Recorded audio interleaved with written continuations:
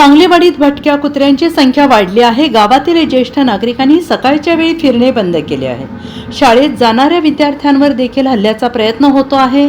आयुक्तांनी तातडीने भटक्या कुत्र्यांचा बंदोबस्त करावा, अन्यथा आयुक्तांच्या दालनात कुत्री सोडू, वेळ प्रसंगी जनहित याचिका दाखल करू, असा इशारा राष्ट्रवादी काँग्रेस शरद पवार पक्षाचे नूतन नगरसेवक अभिजित कोळी आणि काँग्रेसच्या नगरसेविका अश्विनी कदम यांनी पत्रकार बैठकीत दिला। अभिजित कोळी यांनी म्हटलं आहे की महापालिका क्षेत्रात भटक्या कुत्र्यांची दहशत मोठ्या प्रमाणावर आहे। प्रशासनाकडून भटक्या कुत्र्यांवर कारवाई केली जात नाही। भटकी कुत्री पकडून नसबंदीचा फार्स केला जातो। भटक्या कुत्र्यांकडून सांगलीतील संजयनगर, 100 फुटी रोड, कोल्हापूर रोड आदी परिसरात हल्ले झाले आहेत। एका बालकाला देखील जीव गमवावा लागला होता। शिवप्रतिष्ठानचे संभाजीराव भिडे यांना देखील कुत्र्याने चावा घेतला होता। त्यावेळी कारवाईचा फार्स करण्यात आला। भटक्या कुत्र्यांना आळा घालणे आवश्यक आहे। प्रशासन प्रमुख म्हणून आयुक्त सत्यम गांधी यांनी तातडीने ही पावले उचलणे आवश्यक आहे, अन्यथा मनपात भटकी कुत्री आणून सोडू, असा इशारा कोळी यांनी दिला आहे। आज सांगली महानगरपालिकेच्या क्षेत्रात भटक्या कुत्र्यांनी अक्षरशः दहशत माजवलेली आहे। लहान मुलं शाळेला जाऊ शकत नाहीत, कुत्री मागे लागतात, चावा घेतात। तसेच ज्येष्ठ नागरिक सकाळी फिरू शकत नाहीत। कुत्र्यांचा झुंडच्या झुंड आज लोकांच्या अंगावर येतोय। महापालिका प्रशासन हे सांभाळण्यात संपूर्ण अपयशी झालेलं आहे। एबीसी जी मोहीम आहे, ॲनिमल बर्थ कंट्रोल, ही फक्त कागदावर राहिलेली आहे। आणि आम्ही तुमच्या माध्यमातून प्रशासनाला, महानगरपालिका प्रशासनाला सांगतो की येणाऱ्या 15 दिवसात जर यावर उपाययोजना नाही झाली तर सांगली महानगरपालिका क्षेत्रामधील सर्व भटकी कुत्री आम्ही गोळा करून महानगरपालिकेच्या आवारात सोडू आणि एक जन आंदोलन उभा करू। उपलब्ध नाही आहे, तोपर्यंत माणूस मरुसपर्यंत वाट बघत बसणार का? मला तुमच्या माध्यमातून महानगरपालिका आयुक्तांना सांगायचं आहे की अक्षरशः सर्वसामान्य लोकांचा हा प्रॉब्लेम झालाय भटक्या कुत्र्यांचा, आणि कोणतीही कारण न देता तुम्ही लवकरात लवकर यावर उपाययोजना केली पाहिजे।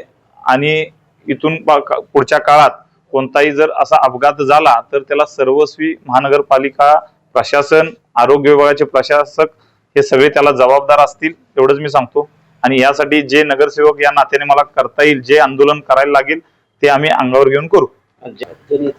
जर आमच्या आंदोलनाचा जर आमचा आवाज महापालिकेच्या प्रशासनापर्यंत जर पोहोचत नसेल तर आम्ही प्रशासनाचे जे संबंधित अधिकारी आहेत त्यांच्या विरोधात कोर्टात जन याचिका दाखल करून दाद मागू।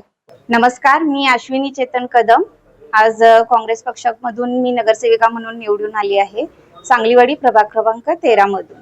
आज आम्ही इथे पत्रकार परिषद ही जी घेतली आहे, जो आज महापालिकेचा, पूर्ण महापालिकेचाच एरियाचा विषय आहे की भटक्या कुत्र्यांची समस्या सर्वच आपल्या सांगलीकरांना जाणवत आहे आणि त्याच्यावर उपाययोजनेसाठी आम्ही ही आज पत्रकार परिषद घेतलेली आहे। इथे काय उपाययोजना करायला असं वाटतं आपल्याला? खरं तर जसं आपण पोलिओला करतो की ऍट अ टाइम मोठ्या संख्येवर आपण हा पोलिओ नष्ट करावा, त्यासाठी जसं एकदाच आपण लस देतो तसं नसबंदी सुद्धा, कुत्र्यांची नसबंदी करताना सुद्धा हा मोठ्या प्रमाणात ही एकाच वेळी राबवली पाहिजे, जेणेकरून त्याचा उपयोग व्यवस्थित आणि सारखं आपल्याला तो निधी एकाच ठिकाणी खर्च करावा लागणार नाही।